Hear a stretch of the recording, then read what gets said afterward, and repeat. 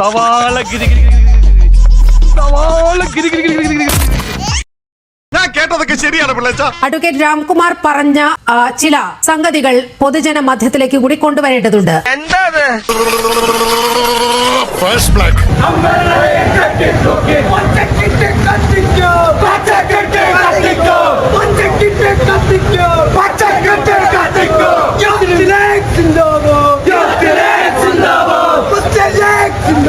Doctor B Jayaraj, അങ്ങേക്ക് ഈ സംഭവം ഓർമ്മയുണ്ടോ?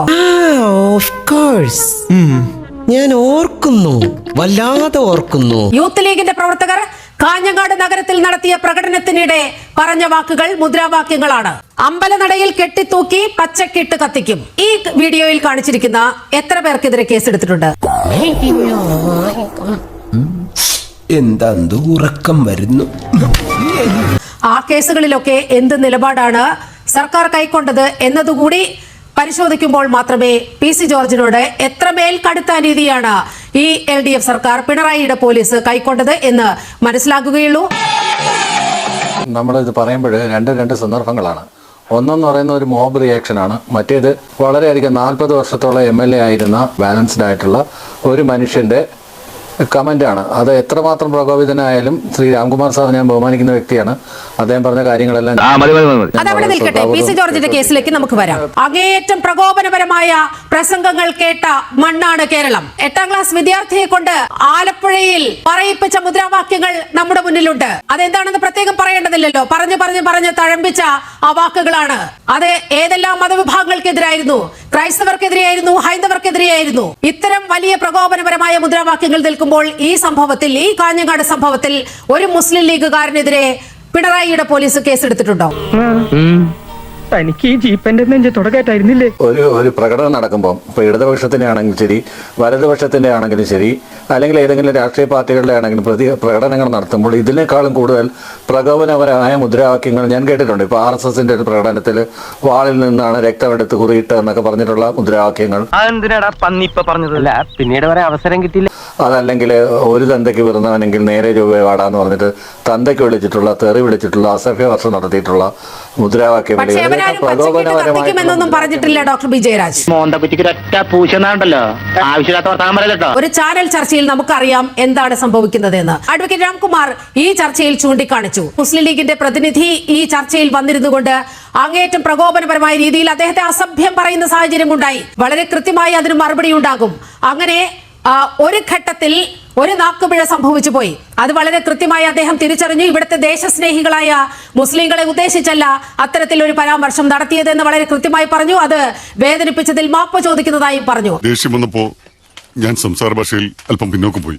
സത്യത്തിൽ ഞാൻ ഈ മുന്നോക്ക ഭാഷയാണ് പ്രയോഗിക്കാൻ ഉദ്ദേശിച്ചത്. സ്വാഭാവികമായും തീരേണ്ട ഒരു പ്രശ്നമാണ് ഇത് ആളിക്കത്തിക്കാൻ പിണറായിയുടെ പോലീസിനും ഇവിടത്തെ ചില സംഘടിത വിഭാഗങ്ങൾക്കും എന്താണ് ഇത്ര ധൃതി ഉണ്ടായത്?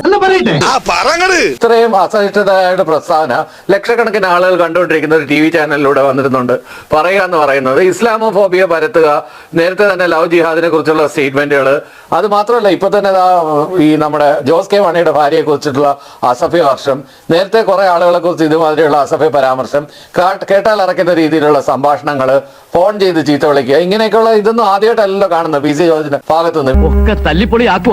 പി സി ജോർജിനെ ആരാണ് മൂക്കുകാരിടുന്നത് എന്നുള്ളതാണ് ചോദ്യം. 1 ജനുവരിയിലാണ് ഈ കേസ് ചാർജ് ചെയ്യുന്നത്. അതിനുശേഷം റിപ്പീറ്റഡ്ലി ലീഗ് പ്രവർത്തകർ ഈരാറ്റുപേട്ട സ്ഥലത്തേക്ക് മാർച്ച് നടത്തുകയും പ്രക്ഷോഭങ്ങൾ സംഘടിപ്പിക്കുകയും ഇതിനെതിരെ എന്തുകൊണ്ട് നടപടി എടുക്കുന്നില്ല എന്നുള്ള ചോദ്യം വന്നപ്പോഴാണ് we are forced to take action on that. അല്ലെങ്കിൽ നമുക്ക് നെഗ്ലക്ട് ചെയ്യാം. പി സി ജോർജ് അല്ലേ, പി സി ജോർജ് ഇതും പറയുന്നതിന് അപ്പുറം പറയാൻ നമുക്ക് കളയാം. പക്ഷെ അത് ആളുകളെ എത്രമാത്രം വേദനിപ്പിച്ചു എന്ന് അറിയണമെങ്കിൽ അവരോട് അത് ചോദിച്ച് മനസ്സിലാക്കണം. കാര്യം ഒന്നാമത് വളരെ വല്ലാത്ത ഒരു സിറ്റുവേഷനിലാണ് നമ്മൾ പോയിക്കൊണ്ടിരിക്കുന്നത്. വളരെ ഫ്രജൈൽ ആയിട്ടുള്ള ഒരു സിറ്റുവേഷനിലൂടെ കടന്നു പോകുന്ന ഒരു സമയത്ത്, രാജ്യം കടന്നു പോകുന്ന സമയത്ത് ഇത്തരത്തിലുള്ള നിരുത്തരവാദമായ പ്രസ്താവനകൾ. ആ ഫ്രജൈൽ സിറ്റുവേഷൻ ഒന്ന് വിശദമാക്കാമോ? കേരളത്തിന്റെ കൂടി പശ്ചാത്തലത്തിൽ വേണം അതൊന്ന് പറഞ്ഞു വെക്കാൻ. ദേശീയ പശ്ചാത്തലത്തിൽ എഴുതാം. നമുക്ക് മണിപ്പൂർ ഇഷ്യൂ, UP നടക്കുന്ന ഇഷ്യൂ, ഓരോ പള്ളികളും കുഴിച്ച് അവിടെ എല്ലാ ക്ഷേത്രങ്ങളുണ്ടോ എന്ന് അന്വേഷിച്ചുകൊണ്ടിരിക്കുന്ന ഇഷ്യൂസ്, ബാബറി മസ്ജിദ് പൊളിച്ചിടം തൊട്ട് ആ ഫ്രാജൈൽ സിറ്റുവേഷൻ ഇന്ത്യൻ സെക്യുലർ സിസ്റ്റത്തിൽ തുടങ്ങി കഴിഞ്ഞു എന്ന് തന്നെയാണ് ഞാൻ കണക്കൂട്ടുന്നത്. ഞാൻ വായിച്ചിട്ടുള്ള എനിക്കുള്ള അറിവുകളും വെച്ച്, പരിമിതമായ അറിവ് വെച്ചിട്ട് ഞാൻ പറയാണ്, അവിടെയാണ് ശരിക്കും ഈ ഡിവിഷൻ ആരംഭിച്ചത്. ഈ അറിവ് എവിടെ നിന്ന് കിട്ടി? പത്രത്തിൽ നിന്ന് അടിച്ചു മാറ്റിയതാ. അതിനു മുമ്പ് കണ്ടിട്ടുള്ള നമ്മൾ വിഭജന കാലത്ത് മാത്രമായിരുന്നു ഇത്തരം ഒരു ഡിവിഷൻ. അത്തരം ഡിവിഷനെയൊക്കെ ആക്കിക്കൊണ്ട രീതിയിൽ നമുക്ക് എന്തുകൊണ്ട് കുറച്ചുകൂടെ ടോളറന്റ് ആയിക്കൂടാ?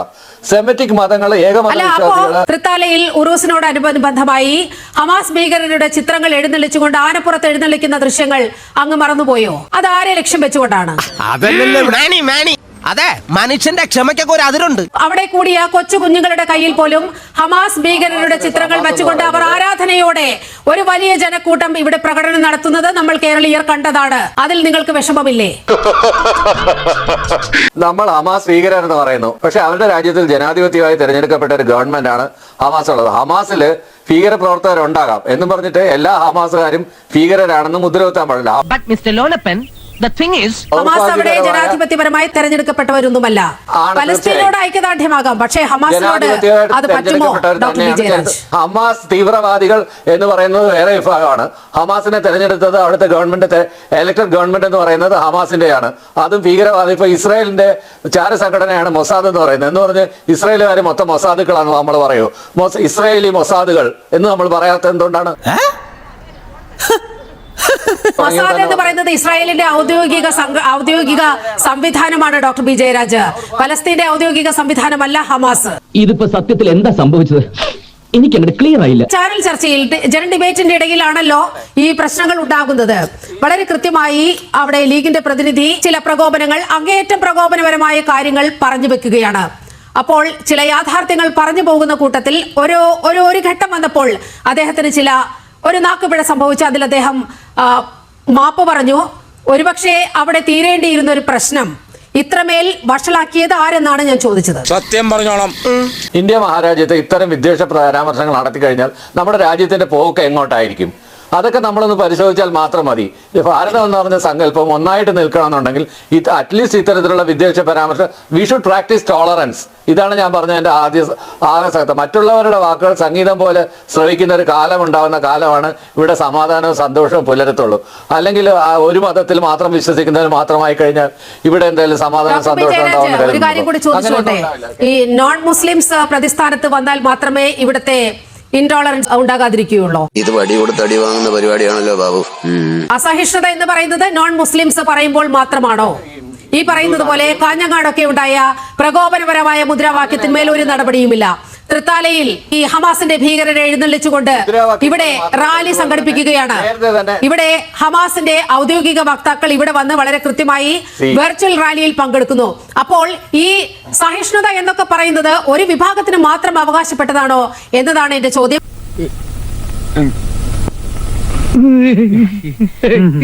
PC ജോർജ് പറഞ്ഞ വിഷയവും അദ്ദേഹം അതല്ല ഉദ്ദേശിച്ചത്, വേറെ എന്തോ ആണ് ഉദ്ദേശിച്ചത്. ഞാൻ അതിലേക്കൊന്നും പോകുന്നില്ല. കാരണം എന്താന്ന് പറഞ്ഞു കഴിഞ്ഞാൽ PC ജോർജ് എന്താ പറഞ്ഞെന്നുള്ളത് ബോധ്യപ്പെട്ടതിന്റെ അടിസ്ഥാനത്തിൽ ആവണമല്ലോ. PC ജോർജ് തന്നെ ആ വിഷയം ഉണ്ടായ സമയത്ത് തന്നെ ഒരു ക്ഷമാപണം നടത്തുന്ന ഒരു ഘട്ടം ഉണ്ടായിരുന്നു. അത് അവിടെ തീരേണ്ട കാര്യമാണ്. എന്ന് വെച്ചാൽ ഞാൻ എന്താണ് ഉദ്ദേശിച്ചത് ആ രീതിയിൽ മനസ്സിലാക്കിയിട്ടില്ല. അതല്ലെങ്കിൽ അത് അതിനപ്പുറത്തേക്ക് പോയി. ഇനി അഥവാ നിങ്ങൾക്ക് വിഷമം ഉണ്ടാക്കിയിട്ടുണ്ടെങ്കിൽ അവിടെ അതിന് ഒരു വിരാമം വേണം, അതിൽ ക്ഷമ ചോദിക്കുന്നു എന്ന രീതിയിലേക്ക് പറഞ്ഞു വെക്കുന്നു.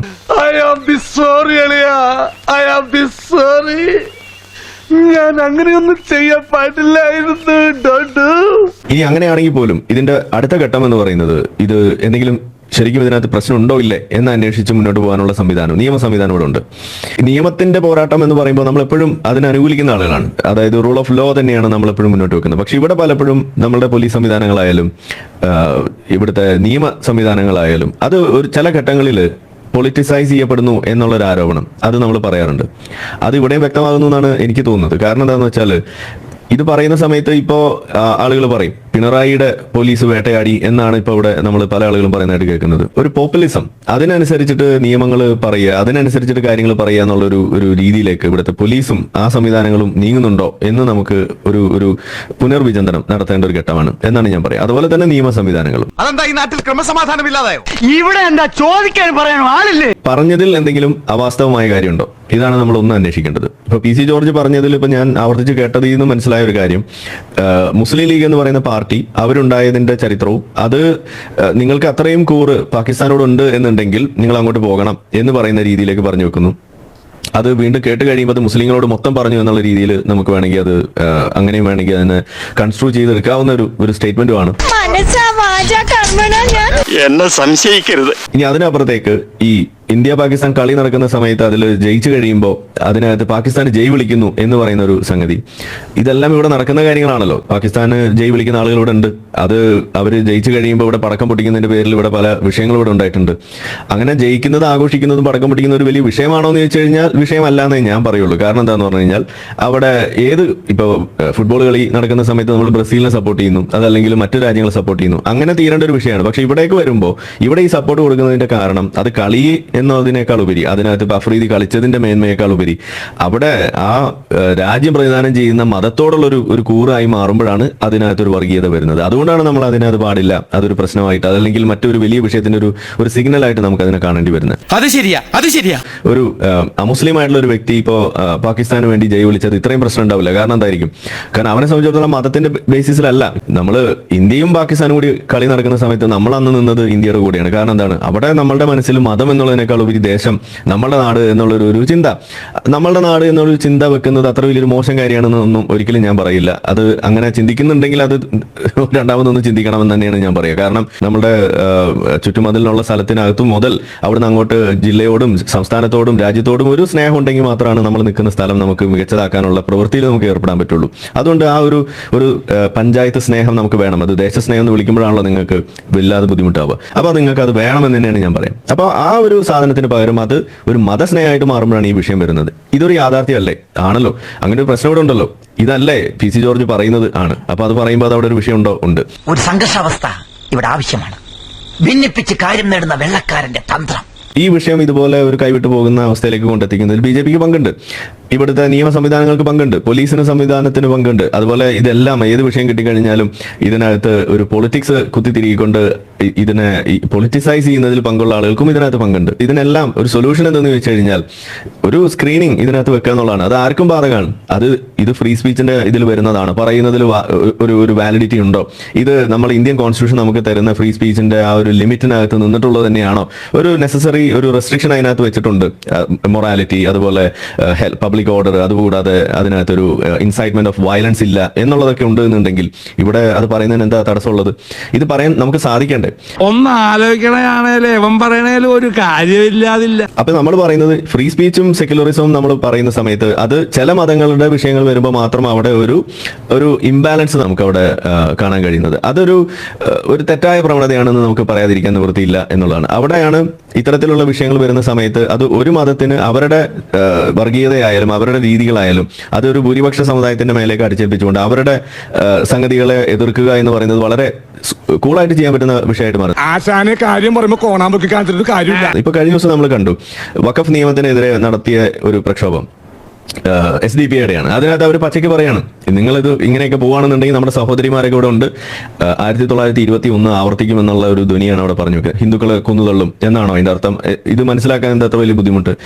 അതുകൂടാതെ ഇപ്പൊ പൗരത്വ ഭേദഗതി ബില്ലിന്റെ പ്രക്ഷോഭം നടക്കുന്ന സമയത്ത് ഇതേ മുസ്ലിം സംഘടനകൾ തന്നെയല്ലേ പറഞ്ഞത് 1921 യുദ്ധം കഴിഞ്ഞിട്ട് ആ കത്തി അറബിക്കടലിൽ എറിഞ്ഞിട്ടില്ല എന്നാണ് അവരന്ന് പറഞ്ഞത്. എന്നുവെച്ചാൽ ആ ലഹളയും അത്തരത്തിലുള്ള സംഗതികളൊക്കെ ഇനിയും ഉണ്ടാക്കാം. ഇതൊക്കെ പബ്ലിക് ഒരു ഫ്രീ സ്പീച്ചിന്റെ അടിസ്ഥാനത്തിൽ നമ്മൾ അതിന്റെ നെസസറി റെസ്ട്രിക്ഷൻ എടുത്ത് നോക്കുകയാണെങ്കിൽ അത് കോൾ ഫോർ വയലൻസ് അല്ലേ? അതൊന്നും ഇവിടെ ആർക്കും അന്വേഷിക്കണ്ടല്ലോ. ഇവിടെ ആരെങ്കിലും നമ്മുടെ പോലീസ് ആക്ട് ചെയ്തോ? നമ്മൾ ഇവിടുത്തെ BJP പോലും ഈ സാധനത്തെ പൊളിറ്റിസൈസ് ചെയ്യാനെങ്കിലും മുന്നോട്ട് വന്നോ? ഇല്ല. ഇത് ഒരു വലിയ പ്രശ്നമായിട്ട് നാഷണൽ സെക്യൂരിറ്റിനെ അറിയിച്ച അതിനുവേണ്ട നടപടി ഇവിടെ എടുക്കുന്നുണ്ടോ? ഇല്ല.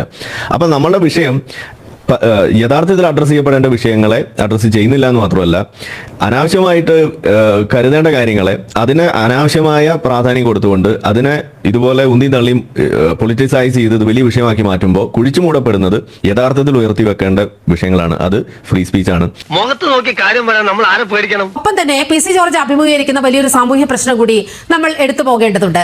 73 വർഷമായി അദ്ദേഹം ജീവിച്ച ആ മണ്ണിൽ അദ്ദേഹത്തിന് പല വിലക്കുകളുമുണ്ട്. ഇന്ന് അദ്ദേഹത്തിന് മുസ്ലിം മതവിഭാഗത്തിൽപ്പെട്ട ആളുകളുടെ വിവാഹങ്ങൾക്ക് പങ്കെടുക്കാൻ കഴിയുന്നില്ല. മരണമുണ്ടായാൽ ആ മരണ വീടുകളിലേക്ക് ചെല്ലാൻ കഴിയുന്നില്ല. ഒരു തരത്തിൽ ഒരു വിലക്ക് ഏർപ്പെടുത്തിയിരിക്കുകയാണ് PC ജോർജിനെ എന്നുള്ള വാർത്തകളൊക്കെ നമ്മൾ കുറേയധികം കണ്ടതാണ്. അതിൽ വലിയ യാഥാർത്ഥ്യവുമുണ്ട് എന്നാണ് കരുതുന്നത്. അപ്പോൾ അത്തരമൊരു സാഹചര്യത്തിൽ ജീവിക്കുന്ന ഒരാൾ സ്വാഭാവികമായും അദ്ദേഹം നേരിടുന്ന പ്രശ്നങ്ങൾ ഇന്നതാണ് എന്ന് തുറന്നു പറയില്ലേ? ആ തുറന്നു പറച്ചിലിനെ മറ്റൊരു രീതിയിൽ ചിത്രീകരിക്കുന്നത് എന്തിനാണ്? അതൊന്നും എനിക്കറിയാൻ മേല. ഇങ്ങനെ എന്തെങ്കിലുമൊക്കെ പറയുമ്പോഴേ എന്റെ മനസ്സിനൊരു സന്തോഷം ഉണ്ടാവുള്ളൂ.